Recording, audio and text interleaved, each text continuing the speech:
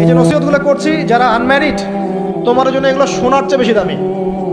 এই ডিসিশনটা এত এত গুরুত্বপূর্ণ যে জীবনে যদি এটাতে ভুল করে ফেলেন কখনো, সারাটা জীবন আপনাকে এই বোঝাটা তো যে আমরা এখন কি কি কাজ করলে কিভাবে স্টার্ট করব আর কিভাবে আমরা এটাকে সলভ করতে পারি। এই সলিউশনটা দুই রকম। এক নম্বর হচ্ছে যারা অলরেডি পরিবারে ঢুকে গেছেন তাদেরকে অন্য জায়গা থেকে শুরু করতে হবে। মানে যারা অলরেডি পরিবারে ঢুকে গেছেন আপনাদেরকে তওবা করে ফিরে এসে আবার শুরু করতে হবে। আর যারা পরিবারে এখনো ঢোকেন নাই, আপনারা এখনো সৌভাগ্যবান। এখন থেকে যদি আপনারা এই নসিহতগুলো মেনে চলতে পারেন, ইনশাআল্লাহ আপনার পরিবারটা 8-10টা পরিবারের মতো হবে না ইনশাআল্লাহ। রিজিকের ব্যবস্থাটাকে করে নেন, তারপরে ওদিকে যান। আপনার আপন ভাই হিসেবে আমি কথাগুলো বলছি, মনে করেন। এরপরে আপনি যখন বিয়ে করবেন, বললাম তো, মেয়ের জাস্ট দিনদারিতা দেখবেন। হ্যাঁ, এর উপর যদি সৌন্দর্য থাকে আলহামদুলিল্লাহ, বংশ ভালো হয় আলহামদুলিল্লাহ, মেয়ের অর্থ সম্পদ আছে আলহামদুলিল্লাহ। যদি এগুলোর কোনোটাও না থাকে, দিনদারিতা থাকে, জাস্ট ওটাকে দেখেন, আর কিছু দেখার দরকার নেই, কিছু দেখার দরকার নেই। এরপরে আরেকটা কথা বলতে ভুলে গিয়েছি যে আপনি এই লেভেলে যাওয়ার আগে নিজেও পবিত্র থাকার চেষ্টা করেন। আপনি নিজে জেনায় যায় না, নিজে পর্নে যায় না, নিজে হারাম অ্যাফেয়ার্সে যায় না। যদি আপনি যান তাহলে আল্লাহ পাক কিন্তু আপনাকে পবিত্র স্ত্রী নাও দিতে পারেন। এটাই আল্লাহ পাকের নীতি যে একজন পবিত্র মানুষ পায়। ঠিক আছে, যে যেমন আল্লাহ পাক তাকে তেমন মিলিয়ে দেন, এটা আল্লাহ পাকের একটা সুন্নাহ। এর ব্যতিক্রম হতে পারে, কিন্তু আপনি যদি পবিত্র না থাকেন আপনি পবিত্র স্ত্রী নাও পেতে পারেন। তা আপনি আগে নিজে পবিত্র থাকেন, তারপরে আপনি এখন মেয়ে দেখেন। আলহামদুলিল্লাহ, বললাম দিনদারিতা প্রাধান্য দেন। এখানে হাদিসে এটা বলা হয় নাই যে 4টা গুণ দেখে বিয়ে করো, বরং বলা হয়েছে 4টা গুণ দেখে সাধারণত বিয়ে করা হয়। ঠিক আছে, করো আদেশটা এমন নয়, ইনকাহ কথাটা এমন নয়, বা ইনকাহু এমন নয়, তুনকাহু মানে বিয়ে সাধারণত করা হয়। কেউ টাকা দেখে, কেউ সৌন্দর্য দেখে, কেউ দেখে বংশ। তুমি দেখো দিন। নবীজি বলছেন তুমি দিন দেখো, না হলে তোমার হাত ধুলে ধূসরিত হবে, মানে ধ্বংস হয়ে যাবে তুমি। আর দিন দেখার ক্ষেত্রে শুধু বাইরের গেট আপটা যথেষ্ট নয়, তার পড়াশোনা দেখেন, তার হিস্ট্রি ঘাটবেন, তার অতীতে সে কোথায় কোথায় পড়াশোনা করেছে, কি করেছে, খোঁজ খবর নেবেন। হুট করে তাড়াহুড়া করে কোনো ডিসিশন নিয়ে ফেলবেন, এটা খুব ভুল করে মানুষ। ঠিক আছে, তার হিস্ট্রি ঘাটেন, যে সে কোথায় পড়াশোনা করেছে, কি করেছে না করেছে। তার পরিবারের বায়োডাটা ঘাটেন, তার পরিবারের সদস্যরা কেমন, নামাজ পড়ে কিনা, তার ইসলামের প্রতি কেমন ধারণা পোষণ করে। তার মাকে দেখেন, তার মা পর্দা করে কিনা, তার মা ইসলামের উপর আছে কিনা। তার নানিকে দেখেন, তার পরিবারবর্গকে দেখেন, তারপর আপনি ডিসিশন নেওয়াটা সহজ হবে। এগুলোর চেয়ে ব্যতিক্রমও হতে পারে। ওই আজারের পরিবারে ইব্রাহিমের জন্ম হতে পারে, ফেরাউনের আন্ডারে আসিয়ার জন্ম হতে পারে, থাকতে পারে, কিন্তু এটা ব্যতিক্রম। নর্মালি কিন্তু সবসময় এমনটা হয় না। যে প্যারেন্টিংস দিয়ে তারা বড় হয়েছে, ওই প্যারেন্টিংস তাদের মধ্যে থেকে যায়। এই কারণে মেয়ের ব্যাপারে খুব সেন্সিটিভ থাকবেন। আগে পুরো বিষয়গুলো ঘেটে নিয়ে তারপরে আপনি কোনো জায়গায় পা দেন। তারও আগে ইস্তেখারা করবেন আল্লাহর কাছে, যে আল্লাহ আমি তোমার কাছে ইস্তেখারা করছি, আমি জানি না যে কোনটা আমার জন্য ভালো হবে, কোনটা খারাপ। আল্লাহ এটা যদি আমার জন্য ভালো হয় সহজ করে দাও, যদি খারাপ হয় আল্লাহ দূর করে দাও। নিজের উপর চাপ নিয়েন না। তারপরে যদি দেখেন আলহামদুলিল্লাহ দিনদার, আর ডানে বামে দেখার দরকার নাই। যদি আপনি আপনার মনের মতো দিনদার পবিত্র একজন মেয়ে পেয়ে যান, আর যদি সে সুন্দরীও হয় মাশাআল্লাহ, আর ভালো বংশের হয়, তাহলে সারাটা জীবন তাকে নিয়ে কাটিয়ে দেন, সারাটা জীবন তাকে নিয়ে কাটিয়ে দেন, আপনি হ্যাপি হবেন ইনশাআল্লাহ। ডানে বামে দেখার আর দরকার নাই। যদিও একাধিক বিয়ের অনুমতি আছে, কোরআন সুন্নাহয় সব কিছুই আছে, কিন্তু এখন বাস্তবতাটাও বুঝতে হবে। কীরকম? কোরআন সুন্নাহয় এমন অনেক কিছুই আছে যেটা বাস্তবে ইমপ্লিমেন্ট করাটা এতটাও সহজ না। যখন যারা করতে চায় তাদেরকে অনেক অনেক হ্যাসেল পোহাতে হয়, কারণ সমাজটা যেহেতু এমন না। কোরআন সুন্নাহয় আছে যদিও, কিন্তু সমাজটা এমন না। তখন ওই ব্যক্তি কোরআন সুন্নাহ মানতে গেলে দেখা যায় সমাজ থেকে ব্যাপক হ্যারাসমেন্টের শিকার হয়। যদিও এটা তার দোষ না, এটা আল্লাহ পাক তাকে হয় পরীক্ষা করছেন, অথবা এই ওসিলায় তার গুনাহ মাফ করবেন। কিন্তু নর্মালি যেটা চলছে, এখানে আপনি আপনার বেস্টটা নেন, যেটা অপশনাল সেদিকে যাওয়ার দরকার নেই। এটা আমার নসিহত। কারণ সবার ওই শক্তি সামর্থ্য থাকে না সব কিছু সুন্দর মতো টাইটলি হ্যান্ডেল করতে পারে। আর বলা যত সহজ, করার ব্যাপারটা এতটাও সহজ নয়। সো আর এই তো জেনারেশনের মেয়ের তো দেখছেন, পান থেকে চুন খসলেই দেখবেন যে বিশাল তুল কালাম হয়ে যাচ্ছে আর কি। তো যদি আপনাকে আল্লাহ পাক আপনার পবিত্রতার কারণে, আপনার ঈমান আমলের কারণে খুশি হয়ে এমন একজন দিনদার, নেককার, পুণ্যবতী সুন্দরী সুশ্রী স্ত্রী দিয়ে দেন, আর ডানে বামে কখনো দেখবেন না, একদম তাকে নিয়ে পুরো লাইফটা কাটিয়ে দেবেন। ঠিক আছে? এরপরে দোয়া করবেন আল্লাহর কাছে, আল্লাহ এটার মধ্যে কল্যাণ বরকত দান করো। বিবাহের ক্ষেত্রে আপনি মোহরটাকে কম করবেন। আপনি মোহর মানে মেয়েদেরকে বলছি, মেয়ের বাবা থেকে বলছি, সামর্থ্য অনুযায়ী করবেন, ছেলের সামর্থ্য অনুযায়ী করবেন, তার উপরে বোঝা চাপিয়ে দিবেন না। কিয়ামতের আলামতের হাদিসে আমি এটাও পড়েছি, শেষ জামানায় মোহর অনেক বেশি করা হবে, দেওয়া হবে কম। হয় না এমন? আর বাকি আছে আলামতের কিছু। তো ওই চিটারির মধ্যে নাই। আপনি বলছেন 1 লাখ, 1 লাখ আমি দিব নগদ, ব্যাস নগদ। বলছেন 5 লাখ দেওয়ার সামর্থ্য আছে আমার, 5 লাখ দিব, যে নগদ শেষ, পরে মাফ নিয়ে নিব, এইসব বার্গেনিং আপনি নাই। আর এখনকার বিবাহগুলো দেখলে মনে হয় যে মেয়ের বাবা ছেলেকে বিক্রি করছে, আর ছেলের বাবা মেয়ে কিনছে। সবচেয়ে বেশি মোহর দেখা যায় যে চিটাগাং এরিয়ার দিকে আর কি। এবং আপনি জানেন কি না, সবচেয়ে বেশি বিবাহ বিচ্ছেদ ওই জায়গায় বেশি। বাংলাদেশে বিবাহ বিচ্ছেদ দেখা যায় যে প্রতি 24 ঘন্টায় দেখা যায় 28টা বা 29টা বাংলাদেশে। হ্যাঁ, শুধু তাই না, আমি দেখলাম যে 10 লক্ষ মেয়ে অতিরিক্ত আছে পুরুষদের তুলনায়, সমাজে ঘুরে বেড়াচ্ছে, স্বামী নাই। 10 লক্ষ মেয়ে। এবং এই ডিভোর্স দেওয়ার ক্ষেত্রে দেখা গেছে যে মেয়েদের প্রবণতা বেশি। 70% মেয়ে ডিভোর্স দিয়েছে, ছেলে দেয় নাই, 30% ছেলে। তাহলে মেয়েদের সাইকোলজি চিন্তা করেন। ও মনে করছে আমি তো এখন শিক্ষিত হয়ে গেছি, তোমাকে আমার দরকার নাই, আমি চাকরি করে খাবো। খুব বেশি শিক্ষিত দরকার নাই আপনার, দিনী শিক্ষা আছে কিনা ওটা দেখবেন। ফ্যামিলিস্ট মেয়েদেরকে নেওয়ার দরকার নাই, আপনি নিবেন ইসলামিক অনুশাসনে চলে এমন মেয়ে। এরপর যখন পরিবার স্টার্ট হবে, আল্লাহর কাছে বরকত চাবেন, বিয়েটা সহজ করে নেবেন। যে বিয়েতে খরচ যত কম, সে বিয়েতে আল্লাহর বরকত তত বেশি। হাদিস।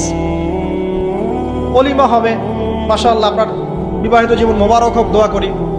এরপরে দেখবেন উভয়ের মাঝখানে আল্লাহ পাক আপনাদের মাঝখানে ভালোবাসা ঢালবেন ইনশাআল্লাহ। সূরা রুমের মধ্যে আল্লাহ পাক বলেছেন, ওয়াজআলা বাইনাকুম মাওয়াদ্দাতা ওয়া রাহমা, আমি আল্লাহ স্বামী স্ত্রীর মাঝখানে ভালোবাসার ভ্রাতৃত্ব ঢেলে দিয়েছি। এটা আল্লাহ পাকের একটা আয়াত, নিদর্শন। এই ঢেলে দেওয়া মানে কিন্তু আবার সেই ঢেলে দেওয়া নয়। কথা কি বুঝতে পারছেন? আচ্ছা, তারপরে আসেন, এবার আপনি পরিবার গঠন করেছেন। এখানে আমি কয়েকটা কথা বলি যে উভয়ের মাঝখানে খুব চূড়ান্ত লেভেলের ভালোবাসা এটাই যথেষ্ট নয় পরিবার সুখী হওয়ার জন্য। পরিবারের মধ্যে এখন থাকতে হবে সলাত। কি থাকতে হবে ভাই? সলাত। পরিবারে থাকতে হবে কোরআন, পরিবারে থাকবে সুন্নাহ, পরিবারে থাকবে ইসলামী অনুশাসন, পরিবারে থাকবে খাস পর্দা। আপনার বউকে মানুষ দেখেই নাই, এরকম পর্দা। আর কাপড় খোলা তো অনেক দূরের কথা। আমার এমন স্ত্রী আপনার স্ত্রীকে দেখেই নেই, বাধ্য না হলে সে বাইরেই আসবে না। বাধ্য হয়েছে, আসছে, মাহারাম আছে, মাহারাম সাথে আছে, এখন বাইরে আসছে। আপনার স্ত্রী ওই মানুষের বাসায় গিয়ে রাত কাটাবে না, এমনকি মানুষের বাসার টয়লেটে গিয়েও যেন সে কাপড় না চেঞ্জ করে। কারো বাসায় গিয়ে স্ত্রীকে রেখে দিয়ে আসবেন না, যে অপরিচিত কারো বাসায় স্ত্রীকে রেখে আপনি কোনো কাজে গেছেন, যাবেন না, এটা করবেন। আপনার কাছে মনে করেন একটা কোহিনূর হীরা আছে, মনে করেন যেটার মূল্য ধরেন যে লক্ষ কোটি ডলার, এটা আপনি কি যত্রতত্র ইউজ করবেন, নাকি আপনি খুব যত্ন করে আপনার ভিতরে আগলে রাখবেন? কোনটা? ইসলাম এভাবে নারীকে সম্মানিত করেছে যে তারা আমাদের কাছে এত বেশি প্রেশিয়াস যে আমরা এভাবে যত্ন করে ওদেরকে ঢেকে রাখি। কথা কি বুঝতে পারছেন?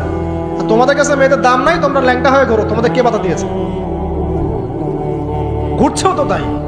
আর নগ্নতা বলতে আপনি কি মনে করছেন? খালি কি বিকিনি সংস্কৃতি নগ্নতা?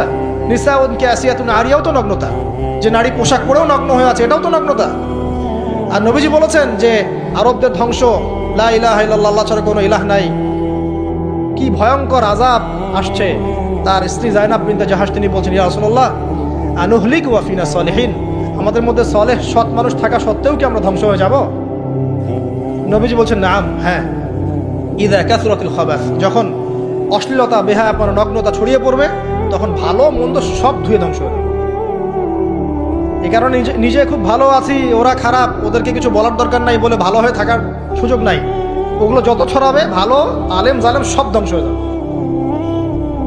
আল্লাহ বোঝার তৌফিক দান করুন। এবার আপনি আপনার স্ত্রীর সাথে এভাবে হৃদ্যতা মহব্বতের সম্পর্ক রাখবেন আল্লাহর জন্যে। পরিবারের সবার পিছনে আপনি খরচ করবেন, তাদের হক দিবেন। কার জন্যে? পরিবার বর্গের কারো কাছে কিছু পাওয়ার আশায় না। এই ফিলোসফিটা বোঝেন। পরিবারের কারো কাছে থ্যাঙ্কস পাওয়ার আশায়ও না। আপনি আল্লাহর সন্তুষ্টির জন্য ওদের পিছনে খরচ করবেন, ওদেরকে ভালোবাসবেন, ওদের হক আদায় করবেন। কার জন্যে? আল্লাহর জন্য। এবং এর জন্য আপনি নেকি পাবেন ইনশাআল্লাহ। আর যদি আপনি তাদের কাছে কিছু আশা করতে যান, মনে মনে বেশি এক্সপেকটেশন রাখেন, তখন আপনি কি হবেন জানেন? আপনি পদে পদে কষ্ট পাবেন, পদে পদে কষ্ট পাবেন। দেখে নিয়ে শুধু আল্লাহর হয়ে যান, মানে আল্লাহই আপনার আপন, আল্লাহ ছাড়া আপনি কাউরে চেনেন না। আল্লাহ পাক বলেছেন এগুলো করতে, আমি করি। আল্লাহ পাক ভালোবাসা দিয়েছেন সন্তানের প্রতি, স্ত্রীর প্রতি, বাসি। কিন্তু এটা এত অধিক মাত্রায় নয় যে তার কারণে আল্লাহকে ছেড়ে দিব। বা স্ত্রী সন্তান যদি আল্লাহর পথে চলার ক্ষেত্রে বাধা দেয়, আল্লাহকে ছাড়তে পারবো না, প্রয়োজন ওদেরকে ছাড়তে পারবো, এরকম থাকবে বিষয়টা। ঠিক আছে? আরেকটা কথা বলি, শুধু ভালোবাসাই আদর্শ দাম্পত্যের জন্য যথেষ্ট নয়।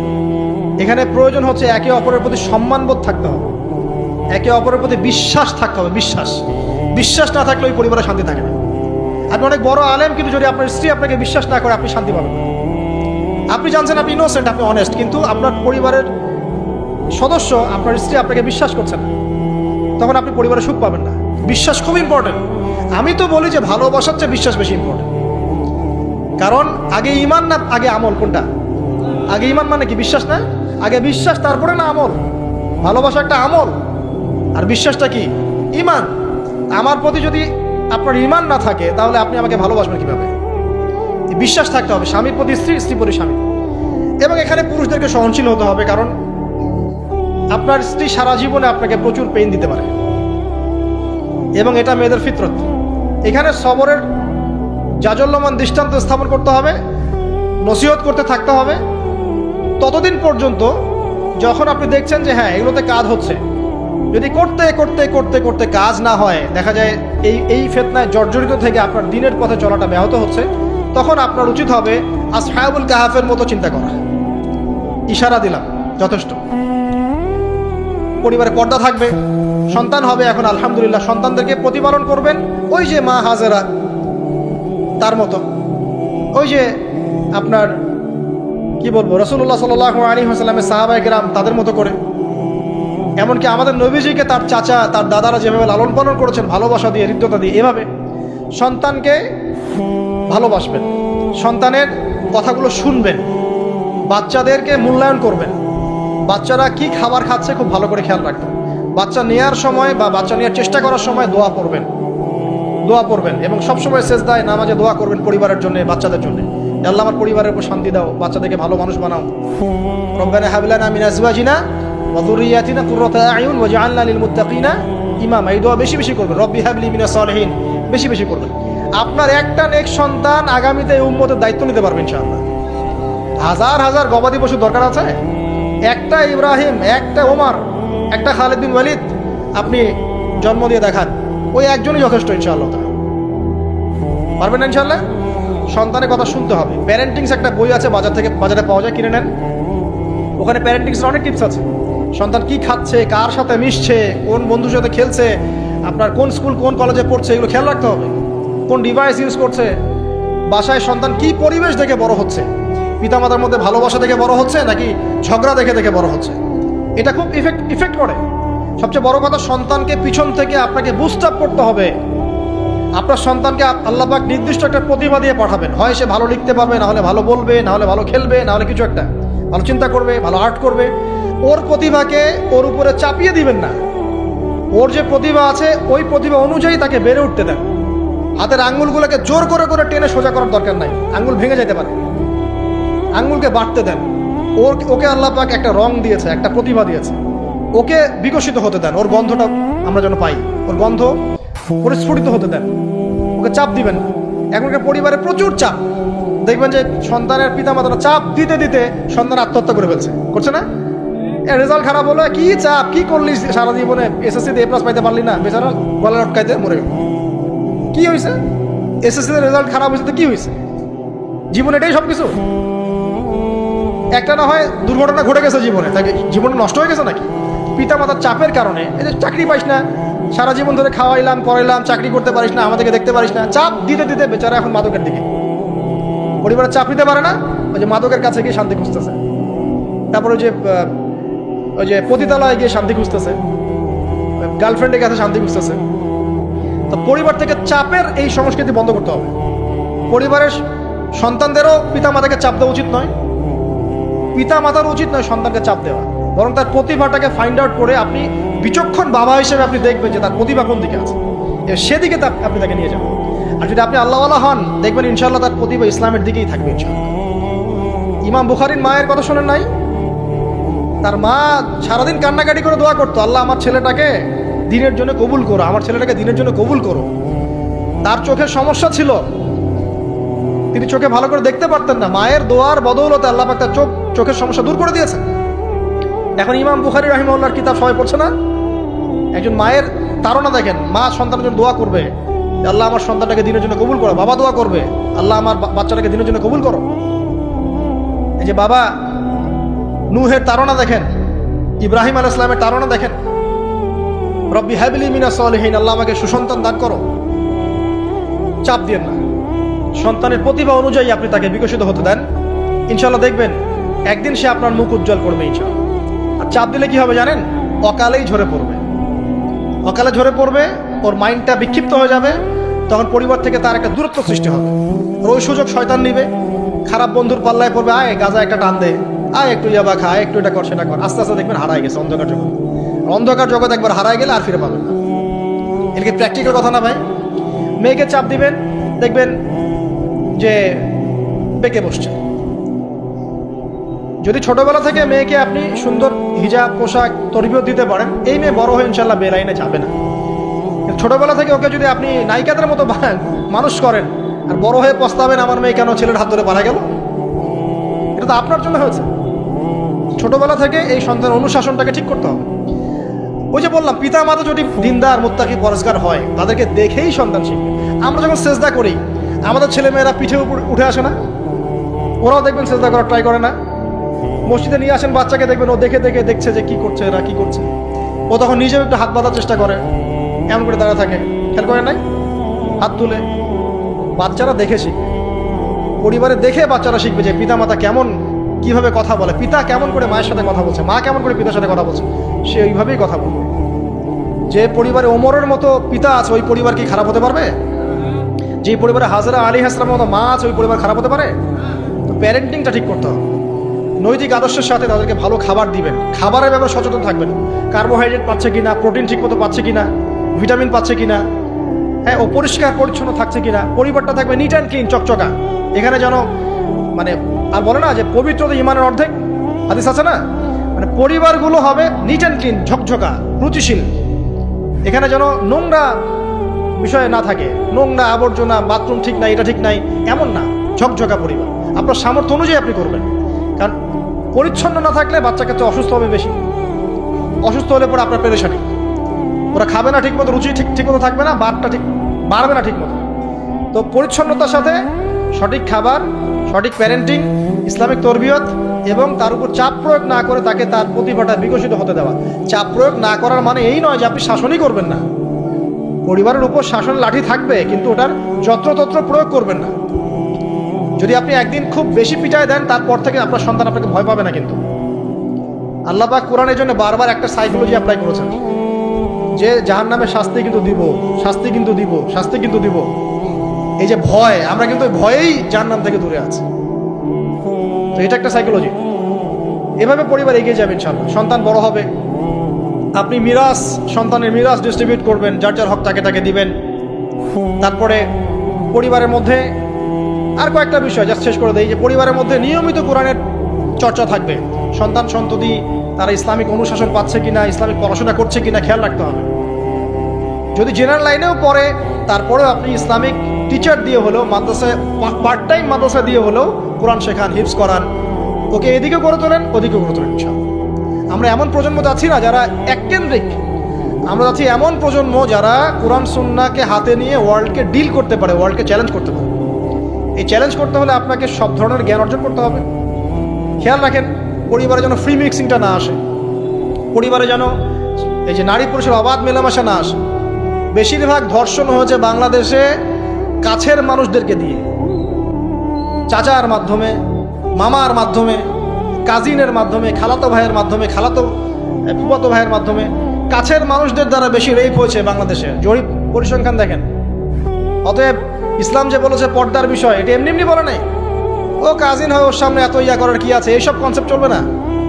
পর্দাটা একদম ম্যান্ডেটরি। পরিবারের সালাম, পর্দা, অনুশাসন, এটা ম্যান্ডেটরি বিষয়। না খেয়ে মরে যান, তাও পর্দা ছাড়া যাবে না। মানে বিষয়টা এমন স্ট্রিক্টলি নিতে হবে। যদিও বা বাধ্যগত অবস্থায় আল্লাহ পাক আপনাকে ছাড় দিয়েছেন, কিন্তু আপনাকে এইভাবে শক্তভাবে ধরতে হবে। আল্লাহ পাক তৌফিক দান করুন। এর পাশাপাশি কিছু বিষয় বলবো যেগুলো মোটেই পরিবারে ঢোকানো যাবে না, এটা বলে শেষ করছি। 2 মিনিট। 1, পরিবারের শিরক ঢোকানো যাবে না।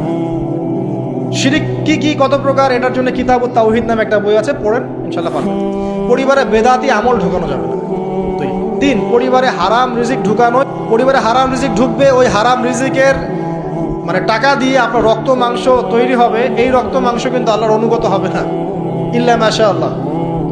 হারাম রিজিক থেকে দূরে থাকতে হবে। পরিবারের মধ্যে ক্রন্দল যেন না থাকে, এই চেষ্টাটা আপনাকে করতে হবে। বললাম তো, এটা অ্যাভয়েড করার জন্যে আপনি আল্লাহর হয়ে যান, নসিহত করেন, হাজার নসিহত করেও যদি কাজ না হয়, আপনি নিজে আসহাবুল কাহাফ হয়ে যান, তাও ভালো। পরিবারের মধ্যে অপসংস্কৃতি যেন না ঢোকে, পরিবারের মধ্যে অশ্লীলতা যেন না ঢোকে। পরিবারে এখনকার চলমান যে ফিতনাগুলো চলছে, এই যে ডিভাইসের মাধ্যমে, গেমিংয়ের মাধ্যমে, এই যে আপনি বলেন পাবজি টাবজি, ফ্রি ফায়ার, হাবিজাবি, হ্যাঁ, ইন্টারনেট সেকশনের যে নগ্নতা, তারপরে অনলাইনে যে জুয়া ঢুকেছে, লুডু ঢুকেছে, কত কি ঢুকেছে, আমি আসলে এগুলো শুনেছি, আমি দেখিনি এগুলো কিছু, আমি যা শুনি এগুলো। এই যে বিষয়গুলো, সেগুলো আপনার পরিবারের নৈতিক মূল্যবোধটাকে নষ্ট করে ফেলবে। বিনোদন যদি পেতেই হয়, তাহলে বিনোদন, কায়িক বিনোদন নেন। পরিবারের সন্তানদেরকে বা আমাদের সদস্যদেরকে জিম করতে বলেন, খেলাধুলা করতে বলেন, ফুটবল খেলুক, ক্রিকেট খেলুক প্রয়োজনে। যদি গান শুনতে চান, ইসলামিক নাশিদ শোনেন, ঠিক আছে, কৌতুক চান, ইসলামিক রসিকতা করেন, ঘোরেন, প্রয়োজনে পরিবারবর্গকে নিয়ে ঘুরেন, দেশটা ঘুরে আসেন, ট্রাভেল করেন, ঘোরেন, আল্লাহর নিদর্শন দেখেন। এটাও তো এন্টারটেইনমেন্ট নাকি? পরিবারকে সময় দেন, পরিবারকে সময় দিয়ে আপনি এই যে প্রাকৃতিক বিনোদনের দিকে চলে যান, ডিভাইস কেন্দ্রিক বিনোদনের দিকে যান। নাহলে হবে কি, মাথাটা ওই ডিভাইস কেন্দ্রিক হয়ে যাবে, অস্থির, এবং এই মাথার মধ্যে আর কোরআন সুন্নাহর সঠিক জ্ঞানটা ঢুকবে না। তো এই কাজগুলো যদি আমরা না করি, ইনশাআল্লাহ পরিবার ভালো হবে। আল্লাহ রাব্বুল আলামিন আমাদের সবাইকে আদর্শ ইসলামিক পরিবার গড়ে তোলার তৌফিক দান করুন, আমিন। আর তাদের কথা বলে শেষ করি যে যারা অলরেডি ঢুকে গেছি, এই সমস্যাগুলো ফেস করছে, এখন 1 নাম্বার কাজ ভাই, আগে তওবা করে আল্লাহর কাছে ফিরে আসতে হবে যে আল্লাহ, আমি জীবনে যা ভুল করেছি, এখন থেকে আর ইনশাআল্লাহ আমরা এই আল্লাহদ্রোহী কোনো কাজে যাব না। এই তওবা ইস্তেগফার করে আপনার স্ত্রীকে ঠান্ডা মাথায় বোঝানোর চেষ্টা করতে হবে যে দেখো, আমরা তো এক পর্যায়ে পর্যন্ত চলেছি, জীবনটা তো অনেকদিন চলেই গেল, একসময় মরতে হবে। তো আমরা আল্লাহ এবং তার রাসূলের কথা শুনি, ফিরে আসি, অল্প অল্প করে শুরু করে নামাজটা পড়ো, তুমি একটু পর্দাটা করো। প্রথমে খাস পর্দা করছে না হয়তো, আপনি বলেন মাথায় কাপড়টা দাও অ্যাটলিস্ট, হ্যাঁ, বাইরে সবার সামনে যেও না, দিনকাল ভালো না, এখন মেয়েদের ইজ্জত সম্মানের ঝুঁকি হচ্ছে, এভাবে বোঝানোর চেষ্টা করেন। আস্তে আস্তে তওবা করে ফিরে আসলে পরে তখন আপনি নামাজটাকে বাড়ান, নফল আমল বাড়ান, দান সদকা বাড়ান, এবং বেশি থেকে বেশি আল্লাহকে দোয়া করেন, আল্লাহ আমার পরিবারটাকে হেফাজত, আল্লাহ আমার পরিবারটাকে হেফাজত বলতে থাকেন, এবং দিনই কাজে পরিবারকে ব্যস্ত রাখেন। এবং এরকম আদর্শ পরিবারগুলোর মধ্যে একটা কমিউনিটি গড়ার চেষ্টা করেন, অভ্যন্তরীণ যোগাযোগ রাখার চেষ্টা করেন, নাহলে একা একা তো চলা যাবে না। আপনি আদর্শ পরিবার গড়েছেন, পাশের বাড়ির লোকটা করে নাই, তখন সেখানে গিয়ে আপনার সন্তান শিখবে, সেখানে গিয়ে আপনার স্ত্রী শিখবে।